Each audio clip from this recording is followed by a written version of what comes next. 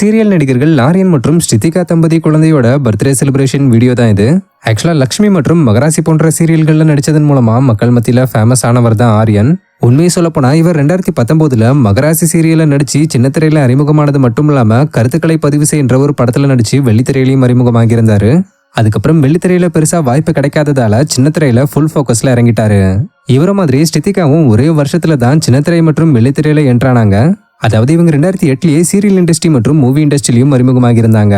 அப்படி இவங்க மகேஷ், சரண்யா மற்றும் பலர் வெண்ணிலா கபடி குழு, மதுரை டு தேனிவழி, ஆண்டிப்பட்டி மற்றும் வேங்கை போன்ற படங்களை நடிச்சு பலருக்கும் பரிச்சயமான ஒரு முகமா மாறினது மட்டும் இல்லாம நாதஸ்வரம், குலதெய்வம், கல்யாண பரிசு 2, அழகு மற்றும் மகராசி போன்ற பல சீரியல்களை நடிச்சு மக்கள் மத்தியில பிரபலமும் ஆனாங்க. பட் இப்ப இவங்க எந்த ப்ராஜெக்ட்ஸும் பண்றது கிடையாது, ஆன்லைன்ல மட்டும் ஆக்டிவா இருந்துகிட்டு வராங்க. ஸோ இவங்களும் ஆக்டர் ஆரியனும் 2024 யாருக்கும் தெரியப்படுத்தாம ரொம்ப சிம்பிளான முறையில திருமணம் பண்ணி தங்களுடைய ஃபாலோவர்ஸ்க்கு இன்பதிர்ச்சி கொடுத்திருந்தாங்க. ஆக்சுவலா இவங்க மகராசி சீரியல்ல ஒன்னா சேர்ந்து நடிச்சதன் மூலமா தான் இவங்களுக்கு இடையில பழக்கம் ஏற்பட்டு அது காதலா மாறி பிரைவேட்டான முறையில மேரேஜ் பண்ணி அதுக்கப்புறம் தங்களுடைய ஃபாலோவர்ஸ்க்கு இன்ஃபார்ம் பண்ணி வெட்டிங் ரிசப்ஷன் மூலமா எல்லாரையும் இன்வைட் பண்ணி எல்லாருக்கும் ரொம்ப சந்தோஷமா தெரியப்படுத்தியிருந்தாங்க.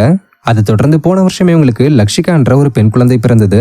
இந்த நிலையில அந்த குழந்தையோட முதலாம் ஆண்டு பிறந்தநாள் விழாவை தான் ஆரியனும் ஸ்ருதிகாவும் சேர்ந்து ரொம்ப கிராண்டா செலிப்ரேட் பண்ணிருக்காங்க. இந்த விழாவில் சில சின்னத்திரை பிரபலங்களும் கலந்துக்கிட்டு விழாவை சிறப்பிச்சிருக்காங்க.